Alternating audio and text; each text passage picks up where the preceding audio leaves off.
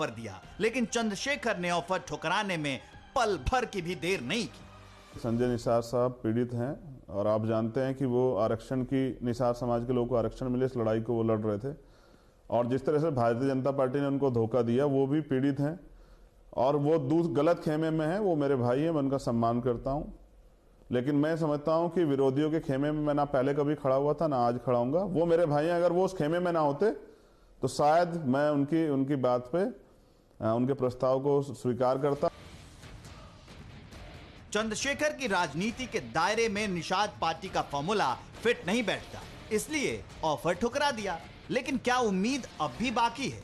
सवाल इसलिए क्योंकि टीवी9 भारतवर्ष पर ओम प्रकाश राजभर ने जो मदद का हाथ बढ़ाकर भावनात्मक संबल भीम आर्मी के चीफ को दिया, उसे परिणति में तब्दील होने का इंतजार अभी बाकी है, क्योंकि बहुजन समाज में पकड़ बनाने वाले युवा नेता की अहमियत राजभर भी जानते हैं। हमारी कोशिश होगी कि पश्चिम में अगर हम सीट देने में असफल हैं तो हम पूरब बात करके हम उनको एडजस्ट करने का प्रयास करें। मैं माननीय अखिलेश यादव जी से समय लेकर मिलूंगा और मैं प्रयास करूंगा कि जो बीच में कुछ दरार पैदा हो गई है उसको ख़त्म करके और एक साथ लाने का हम प्रयास करेंगे। अखिलेश यादव के 2 सीट के ऑफर ने भीम आर्मी के चीफ को अब यूपी चुनाव में सियासत की एक धुरी के रूप में खड़ा कर दिया है। लेकिन ऐसा क्यों? क्या कहता है सियासी गण? भीम आर्मी चुनाव में बीएसपी का विकल्प बन चुकी है। बीएसपी की शिथिलता से चंद्रशेखर को फायदा हुआ है। चंद्रशेखर का आक्रामक अंदाज लोगों ने पसंद किया। युवा दलित वोट बैंक चंद्रशेखर के करीब दिख रहा है।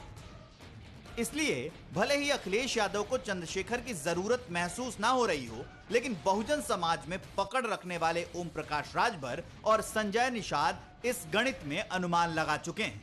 अब फैसला चंद्रशेखर को करना है और यह फैसला अहम भी होगा, क्योंकि कोई भी गलत पक्ष चंद्रशेखर की लंबी आक्रामक तपस्या को भंग कर सकता है। ऐसा क्यों? इसे वोट गणित से समझिए।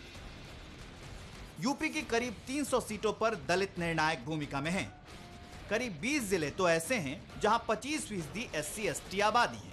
ज्यादातर दलित आबादी बीएसपी का पारंपरिक वोट बैंक है। अखिलेश यादव के 2 सीट के ऑफर ने आजाद समाज पार्टी को अब यूपी चुनाव में सियासत की एक धुरी के रूप में खड़ा कर दिया है। इसलिए चंद्रशेखर का दलितों के झुकाव के विपरीत फैसला लेना गलत साबित हो सकता है। हालांकि भीम आर्मी के साथ गठबंधन समाजवादी पार्टी के लिए भी फायदे का ही सौदा है, क्योंकि 403 सीटों में से 84 अनुसूचित जाति के लिए आरक्षित सीट है, जिनमें से कुछ सीटों पर समझौता करके प्रदेश भर में चंद्रशेखर के चेहरे से फायदा उठाया जा सकता है। कैसे, इसे भी देखिए। उत्तर प्रदेश में दलित वोटर करीब 21.1% हैं। 21.1% दलित वोट जाटव और गैर जाटव में बटे हैं। बीएसपी के वोटर जाटव दलित की आबादी 11.70% है। भीम आर्मी के पास सीधे 9.4% दलित वोट बैंक है। हालांकि ये सिर्फ दलित वोट का अनुमानित सियासी गणित है, लेकिन भीम आर्मी के चीफ चंद्रशेखर को मिल रहे ऑफर से इस दलित वोट बैंक के गणित को सही समीकरण से हल होने का एहसास करा रहे हैं।